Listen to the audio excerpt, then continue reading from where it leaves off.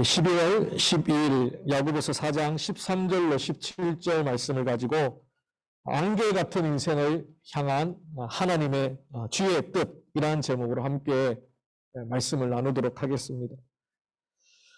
지난주 월요일입니다. 아내와 산책을 하다가 이웃 할머니를 만나게 되었습니다. 그러니까 비슷한 시간대에 비슷한 코스를 산책을 하다 보니까 이웃들을 자주 만나게 됐고, 그러면서 인사하고 안부도 묻고 그렇게 합니다.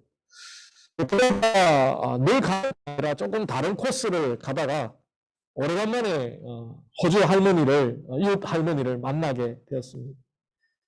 할머니는 더웠던 여름에 낮에 열기가 좀 식고 해질 무렵에 선선한 공기가 너무 프레시하고 좋다라면서 그렇게 뜬금없는 고백을 하셨습니다. 저는 그 이야기를 들으면서 그런데 내일 일부에 불과 비가 온다고 그러네요. 그렇게 이야기를 했습니다. 그랬더니 그 할머니가 씩 웃으시면서 제게 이런 말씀을 하십니다. 내일이야. 지금 이 시원한 공기를 그냥 행복하게 즐겨라. 그렇게 이야기를 하시는 거예요. 근데 그 순간에 불현듯 마태복음에서 하셨던 예수님의 말씀이 딱 떠오르는 거예요. 내일이면 내일 염려해라. 한날 괴로움은 오늘 조카도다. 마치 예수님께서 그 할머니의 입을 통하여 제게 말씀하시는 것 같더라. 산책을 하고 있었지만 머릿속에는 온통 내년을 어떻게 교회를 이끌어가고 어떻게 성도님들을 다시 세워가고, 정말 코로나 이 2년 동안에 저도 마찬가지지만 온라인 예배 익숙해져 있고 또 많이 위축되어 있고 삶에서 무기력함, 피곤함 그런 것들을 저뿐만 아니라 모든 성도님들이 경험하고 있고, 그래서 내년에는 아직 코로나가 끝나지 않은 상황인데 어떻게 생길까? 어떤 분들을 격려하고 세워서 또 교회를 함께 세워갈까?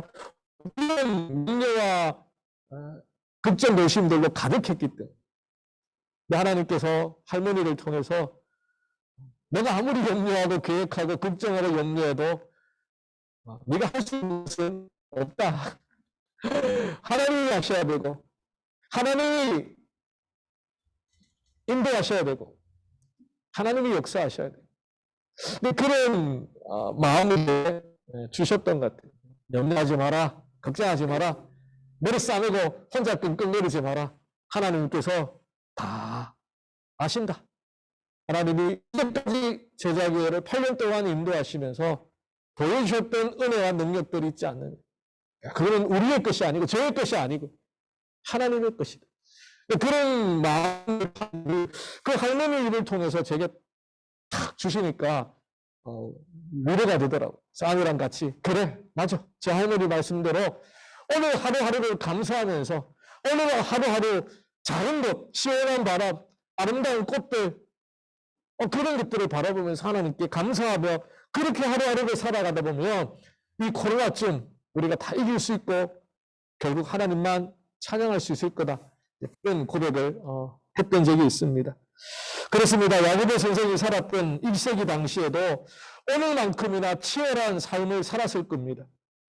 그리고 치열한 영적인 믿음의 경주를 했을 겁니다.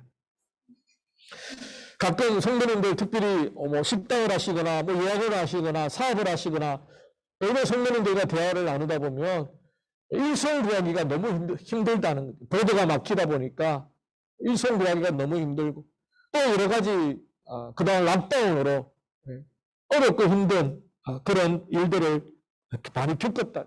다들 위축되어 있고 불안해하고 아직까지 오미크론이라는 또 새로운 바이러스가 등장해서 주사를 또 맞아야 되니 많이 이런 이야기들이 나오니까 다들 예측할 수 없는 불확실성의 세계 속에서 내년을 우리는 또 살아내야 한다는 부담감들이 있습니다. 마치 오늘의 우리의 모습을 꿰뚫고 바라보는 것처럼 야고보 선생은 동일하게 권면하고 있습니다. 그 시대에 그 2000년 전 믿음의 사람들에게 흩어졌던 디아스포라 그 그리스도인들에게 동일한 말씀을 하고 있습니다. 이 말씀이 오늘 우리에게도 주시는 하나님의 말씀으로 함께 묵상해 보기를 원합니다. 첫 번째는 하나님은 우리가 내일을 계획하고 미래를 설계하는 것을 혹은 악한 일로 금지하지 않으셨다는 겁니다. 예를 들면 잠언 16장 9절 이하의 말씀을 보면 사람이 마음으로 자기의 길을 계획할지라도 그의 걸음을 인도하시는 이는 여호와시니라 이렇게 말씀하고 있습니다. 20년 전에 한국에서 이제 막 교육전도사로 신학대학원 입학해서 초등부를 맡게 되었습니다. 연말이 되면 지금도 마찬가지지만 내년도 계획을 각 부서별로 세웁니다. 행사 계획도 세우고 예산 계획도 세우고. 그런데 참 당황스러웠던 것은 예산을 세우는 자리에서 부장집사님과 부관집사님이 갑자기 막 언성을 높이시면서 싸우시는 거예요.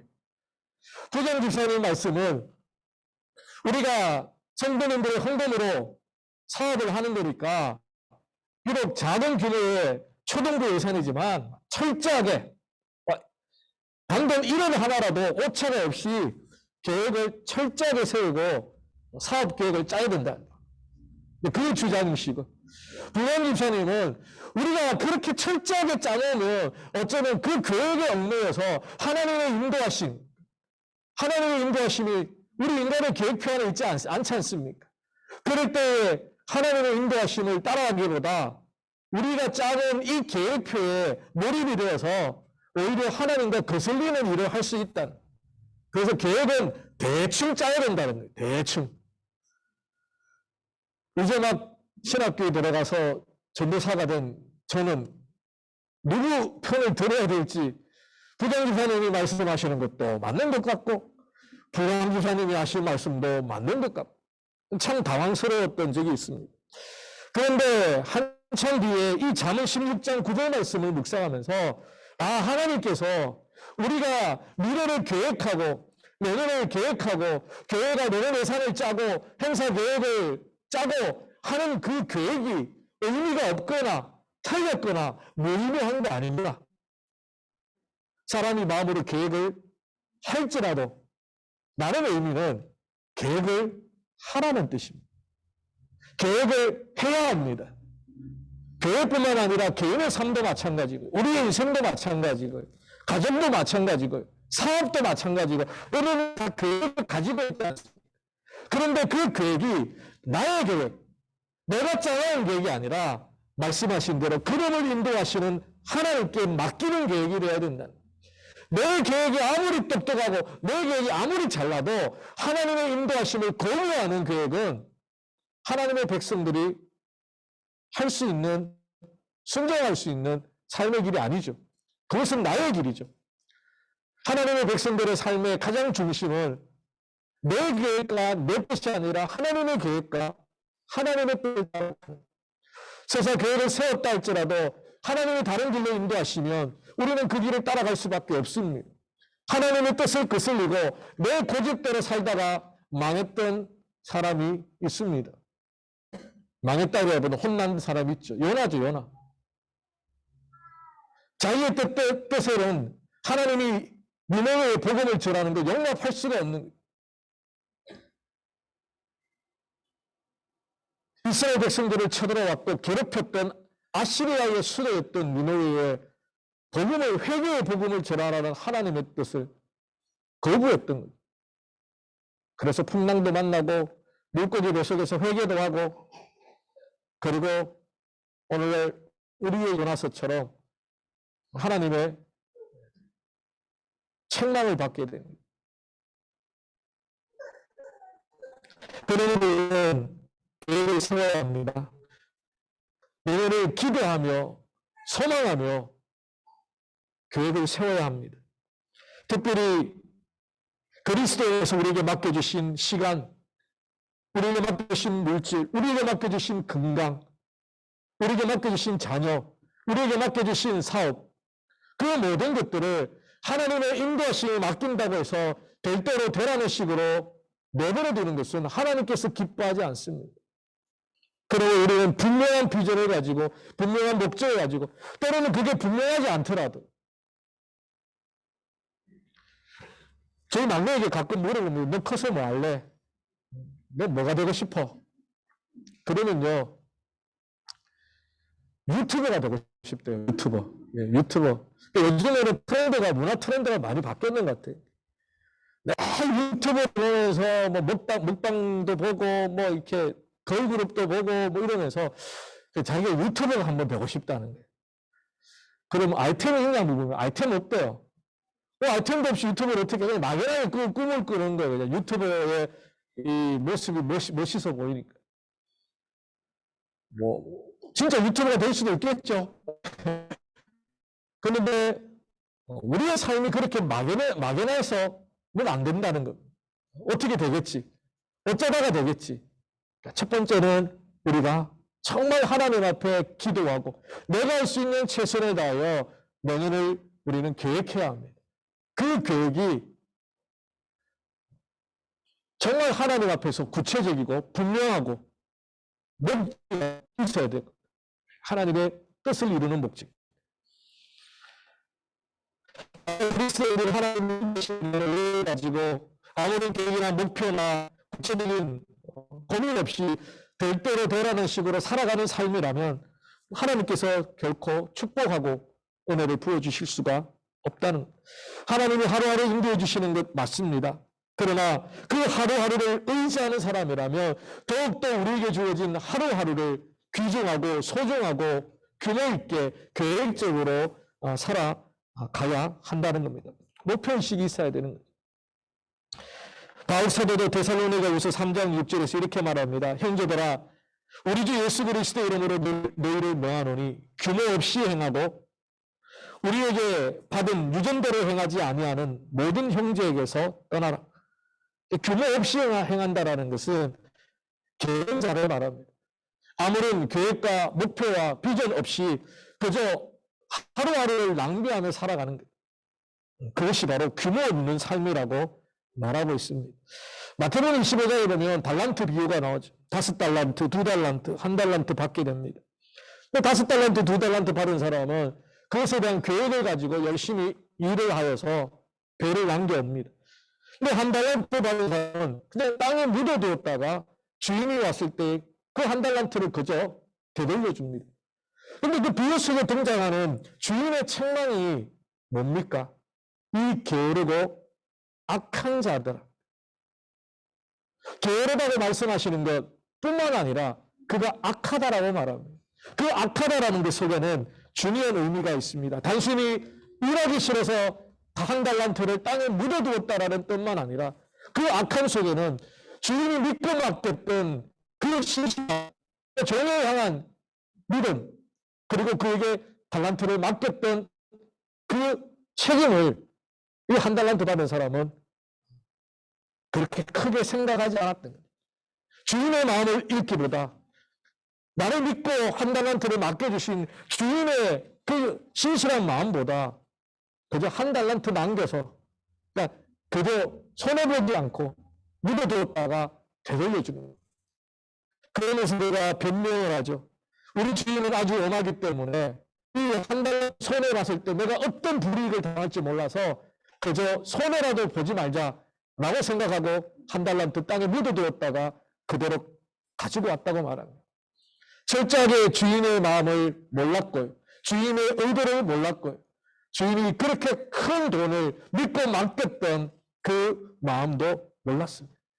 그래서 게으를 뿐만 아니라 악했다라고 비유는 말씀하고 있습니다. 우리는 어떻습니까? 하나님께서 영원한 멸망으로 가는 우리의 자녀로 삼아 주셨습니다. 그리고 우리에게 놀라운 구원을 주셨고요. 아직 실감나시진 않겠지만 영원한 생명을 주셨습니다. 죽음이 끝나는 것이 아니라 죽음으로 사망의 고통으로 지옥으로 끝나는 게 아니라 이 땅보다 우리가 살아왔던 경험했던 그 어떤 것보다 더 뛰어난 놀라운 천국을 우리에게 주셨습니다. 그런데 우리는 그런 하나님의 은혜를 받고 구원의 자녀가 되었습니다. 우리의 삶이 어떠해야 됩니까?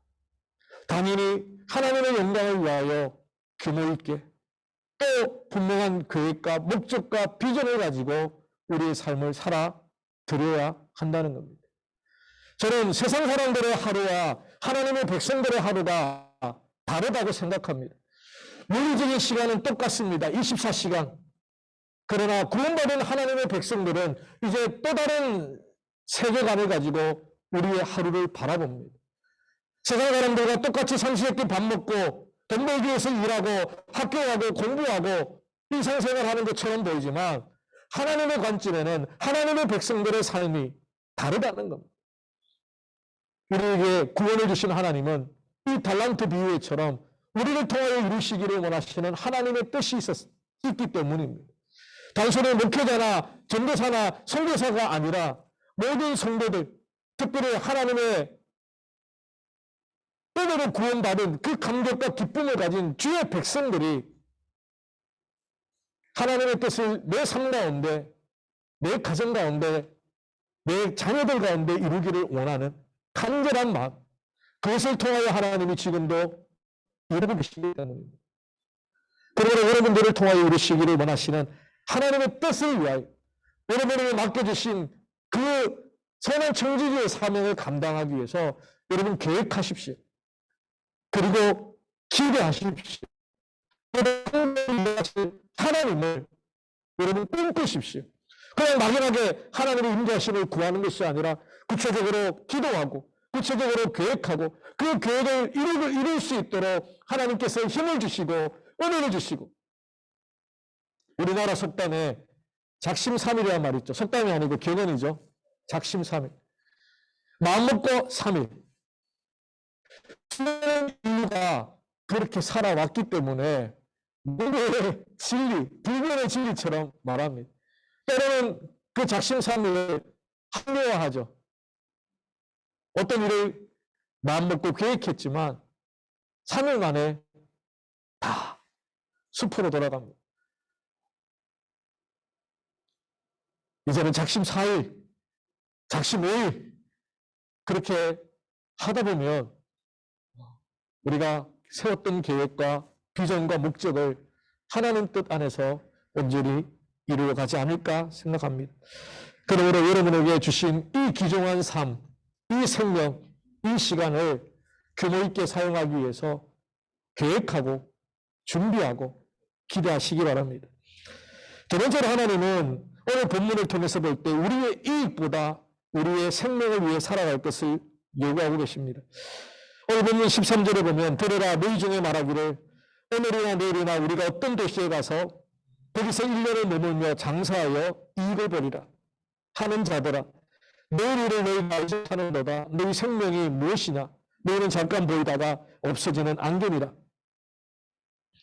이 말씀을 잘못 읽으면 사업을 계획하거나 뭔가 비즈니스를 위해서 이주하거나 뭐 그런 것들을 잘못된 것처럼 설명하시는 것처럼 느껴집니다. 그러나 그렇지 않습니다.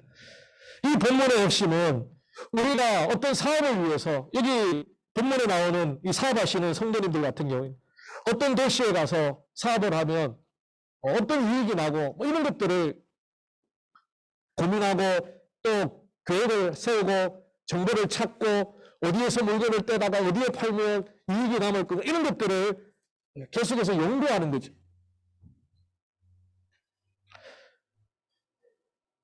이 당시에 1세기에 교회 공동체 안에는 다양한 사람들이 있었습니다. 특별히 팔레스타인 지역은 농지가 한정되어 있기 때문에 많은 사람들이 농사를 짓지를 못합니다. 그리고 대토지를 소유한 그런 대지주들이 많아지다 보니까 개인적으로 농사를 짓기 한정적인 상황이었습니다. 그러다 보니까 이 사람들이 이제 무역을 시작합니다. 특별히 흩어져 있던 디아스포라 그리스도인들 같은 경우에는 로마 헬라 전역을 흩어져서 무역업에 종사하는 그런 분들이 많아지기 시작했다는 겁니다. 그런데 이런 분들은 계획을 철저하게 세워서 무역업을 하게 됩니다. 그런데 정작 자신의 영혼에 대해서는 아무런 관심이 없다는 거예요. 우리의 삶의 우선순위를 묻고 있습니다. 우리의 이익, 물질적인 이익, 어떤 경제적인 이익보다 더 중요한 것은 우리의 생명입니다. 육체적인 생명뿐만 아니라 우리의 영혼의 생명. 예수 그리스도를 통하여 날마다 교제 가운데 말씀의 은혜를 누리며 살아가는, 그래서 인생의 본분을 잊어버리지 아니하고 믿음의 선한 경제를 살아가 마지막 꼬린 지점에 하나님 품에 안기는 인생의 궁극적인 목적. 그것을 잊어버리고 세상 사람들처럼 자신의 이익을 추구하며 살아가던 인생들에게 오늘 야고보 선생은 이렇게 권면합니다. 너희는 잠깐 보이다가 없어지는 안개와 같다. 그들의 자랑이 왜 허탄한 자랑입니까? 16절에 보면 너희가 허탄한 자랑을 하니 그 자랑은 다 악한 것이다. 영원하지 않은 것을 붙들고 자랑하는 거예요. 조금 부유하다고, 조금 넉넉하다고, 조금 권력이 있다고, 조금 사회에서 유명하다고 자랑하는 허탄한 자랑을 하는 어리석은 자들. 인생은 안개와 같아. 이거는 무지로 나가는 게 아닙니다. 헛되고 모든 것이 헛되다. 이 땅의 삶이 허무하니까 대충 살다가 빨리 천국 가는 게 우리 인생의 목적이다. 이렇게 말하는 게 아닙니다. 해 아래 새벽이 없다. 하나님을 의지하고 하나님을 경외하고 하나님을 온전히 섬기는 모든 영원한 것이 없습니다. 결국 우리는 하나님의 말씀을 붙들고 겸손히 하나님을 예배하며 하나님의 말씀을 쫓아 살아가는 경건한 하나님의 백성이 되는 것. 그것이 유일한 하나님의 기뻐하시는 뜻. 여러분이 사업을 하지 말라는 뜻도 아니고요. 열심히 일하지 말라는 뜻도 아닙니다. 여러분의 영혼은 지금 어떠한가요? 여러분의 생명은 하나님 안에서 어떠한가요? 영혼은 갈급해 있고 핍절해 있고 마치 목마른 사슴과 같이 허덕이고 있는데 하나님의 은혜, 하나님의 말씀, 하나님의 위로, 하나님의 긍휼을 쫓아 내 영혼을 돌아볼 기회가 없이 세상 사람들처럼 이익을 추구하는 자들을 향하여 오늘 야고보서는 우리에게 말합니다. 우리의 계획 중요합니다. 우리의 목표, 비전 중요합니다. 그러나 우리의 삶의 우선순위가 어디에 있느냐? 저와 여러분의 삶의 우선순위가 잠깐 보이다 없어지는 것들에 올인하는 것이 아니라 영원한 생명을 향하여 우리에게 영원한 생명을 주신 것을 이루는데 올인할 수 있기를 원합니다. 누가복음 12장 16절 잘 아는 비유입니다. 어리석은 부자의 비유. 농사가 잘 되어서 곶감을 더 지으려고 합니다.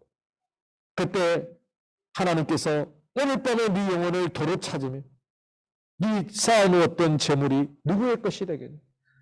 너가 하나님에 대하여 부유하지 못한 자다. 그렇게 경고합니다. 그러므로 우리의 삶이 계획하고 꿈꾸고 비전을 가지되 가장 중요한 것은 우리의 걸음을 인도하시는 그 하나님 앞에 우리 삶을 온전히 믿고 맡깁니다. 자, 오늘 이 말씀은 믿음이 없이는 고백할 수 없습니다. 그 걸음을 인도하시는 분은 때로는 힘들고 고난의 길로 인도하실 때도 있죠. 모든 일이 잘 되고 모든 일이 원만하게 이루어질 때 감사하고 찬양하지 않을 수 없는 사람은 없습니다. 정작 하나님이 원하신 고난 가운데, 역경 가운데 그 걸음을 인도하시는 분은 하나님이라 고백하며 내 삶을 맡길 수 있는 믿음의 사람. 이것이 하나님께서 우리에게 원하시는 것이죠. 마지막 세 번째로 안개와 같은 인생을 향하신 하나님의 뜻은 선을 행하는 것입니다. 17절 말씀을 보니까 사람이 선을 행할 줄 알고도 행하지 않으면 죄다. 죄라는 이 단어는 하말티아라는 단어인데 관역에서 벗어나다는 뜻입니다. 우리가 흔히 죄를 말할 때 하지 마라 한 것을 하는 것만 죄라고 말하는데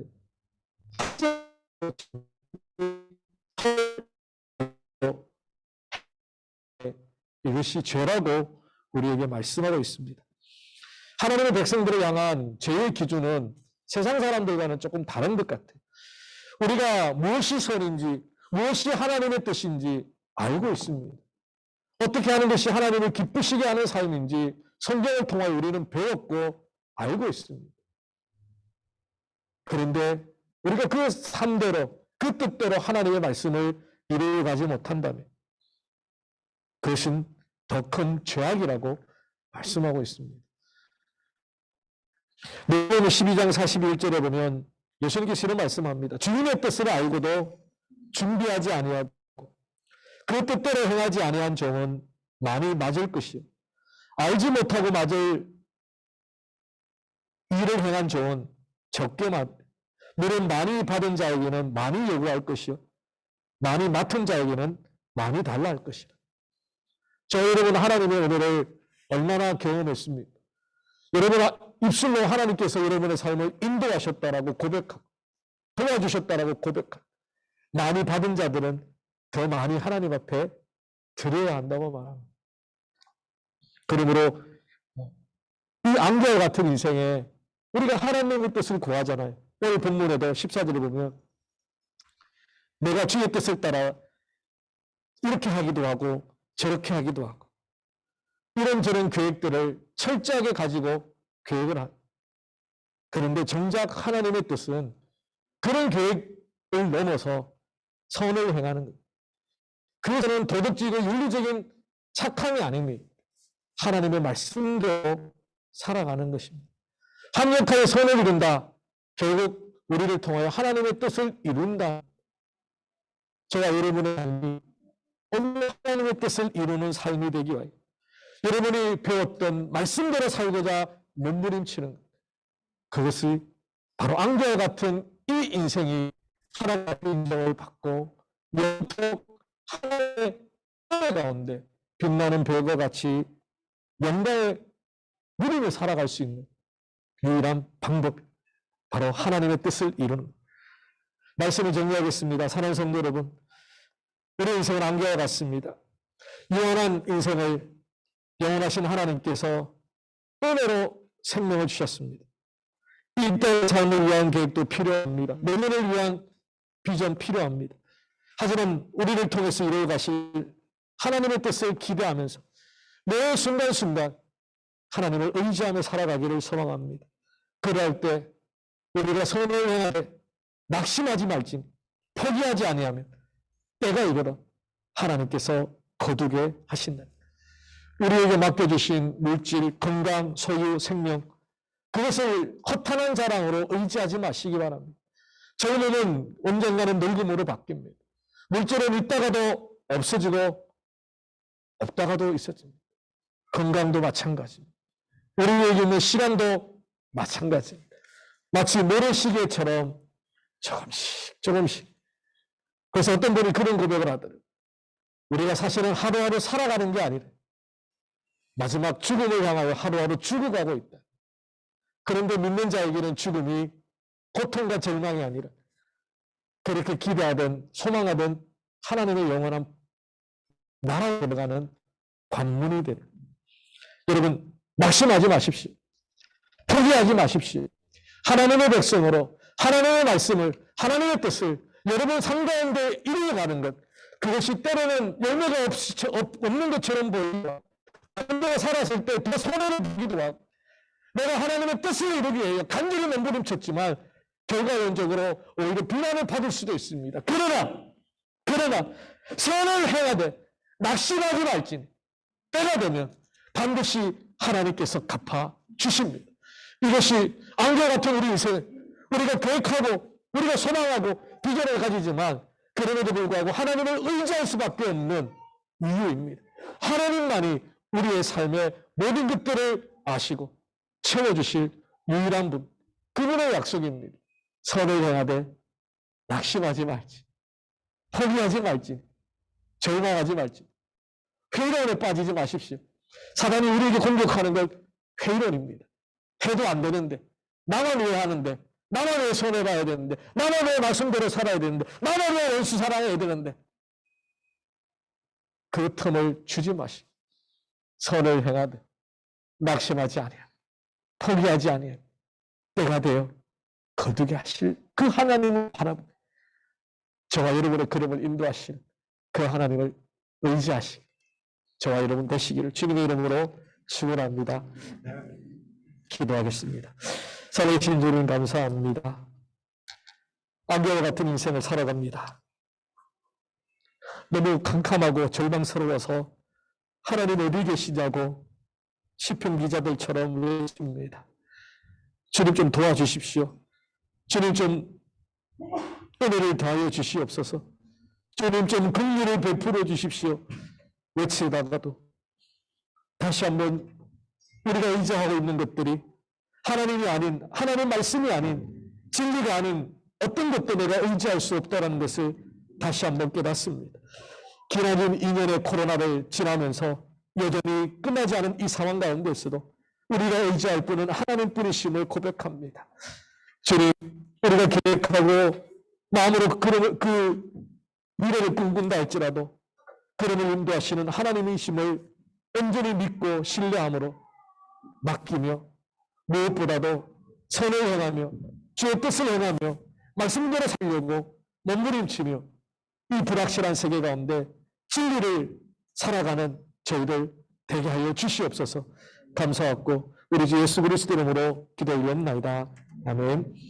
우리 다 일어나셔서